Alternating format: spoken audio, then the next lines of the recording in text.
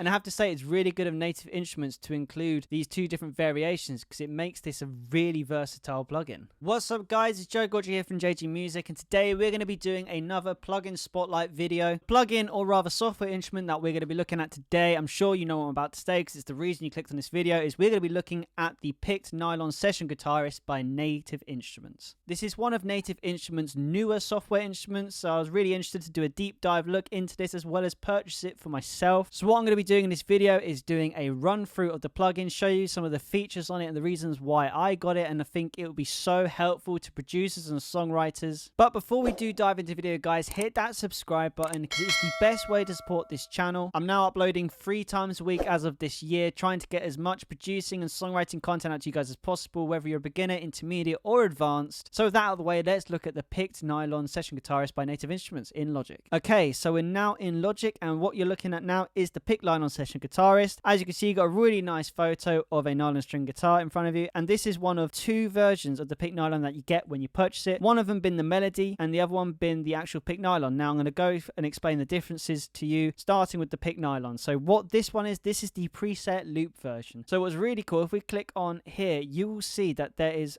over 201 different loop variations, melodies, riffs and strumming patterns of nylon string guitar. So let's quickly just play a few. So if I click on one of them, for example, we can hear it.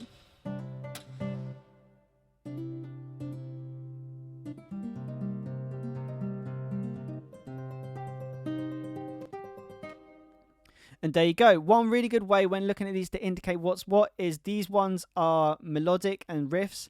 Ones which have these 2 arrows are strumming, and the one which is a musical note is a mixture of both. To go into more detail about how you can use these loops and get them into your projects is 8 assignable keys here: C1, C sharp, D1, D sharp, E, F, etc.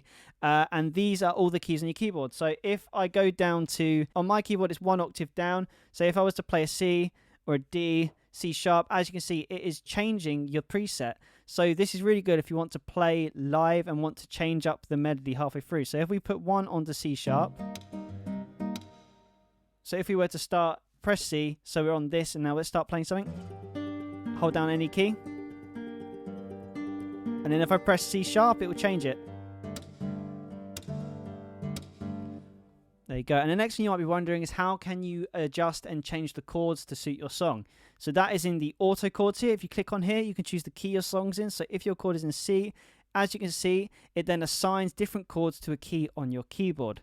So if we wanted to play, for example, A minor, F, C, G, we'll go.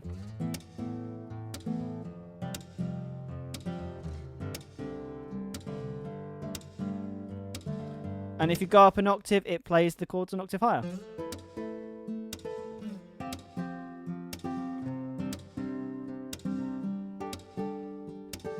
Now, what I really love about the presets and the loops is it's really worrying how you think the loops might sound a bit harsh and they might cut out and it might not sound natural. But what they do is, because it waits till the loop is finished if you're trying to change chords or a certain point, it sounds so real and so natural when you're doing these chord changes. So, for example, if I was to play an A minor, but I changed to G too quickly,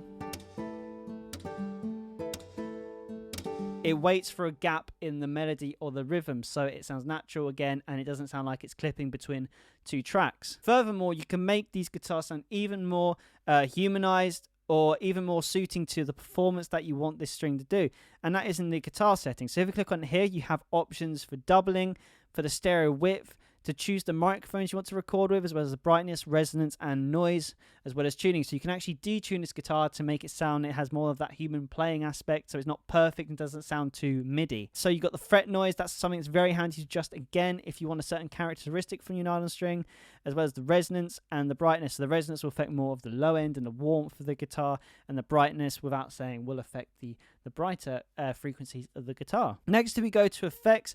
Now this is really cool because you've got all your different pedals which you can put on. So you can add distortion, you can add phase, modulation, EQ, reverb. Literally the possibilities are endless. You can shape any of these loops how you want to make them your own. So even though they're a preset, you can again have so much control over these and make them sound more your own. And then the last thing as well is playback. So you've got all your stuff like, again, you've got an actual humanized button which will turn the quantizing off a bit so the melody won't be perfectly in time the more that you detune it from the original.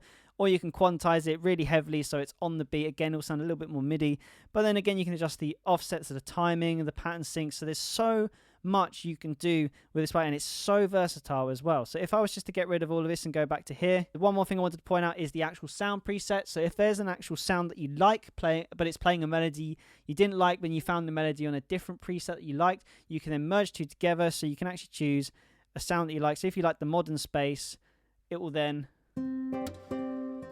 change the sound of the guitar but not change the melody, which makes this incredibly versatile. So one last thing I want to quickly talk about again is you were wondering what the difference was between the Nylon picked and the Nylon picked melody. So let's quickly open this up. Now there's only one very key difference. Everything else is the same, all the features, except that this isn't loops, this isn't presets, this is actual individual strings on the guitar. So if I was to play a G minor,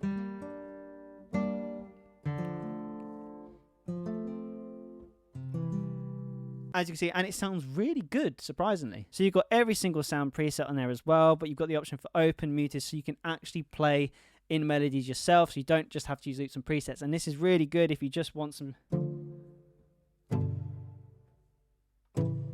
play some chords in yourself. And I have to say, it sounds really good as well. It doesn't sound too MIDI, it sounds real. So if you were to play some like arpeggios or something, it sounds a lot like someone's actually playing it, and that's the point of having this plugin. That's what you want it to sound like. You don't want it to sound bad, because then what's the point in investing in this? And I have to say, it's really good of Native Instruments to include these two different variations, because it makes this a really versatile plugin. But yeah, guys, that was just a quick in-depth look to the picked Nylon Session Guitarist by Native Instruments. If you found this video helpful, then smash that subscribe button, because again, as I said, it's the best way to support the channel. And I also do loads of different videos like this. I've done the picked acoustic, and as well as the Rickenbacker bass and the electric vintage reviews of Native Instruments, so I'll leave a link below if you want to check them out as well. But thank you for watching, guys. Keep making music, and I will see you in the next video.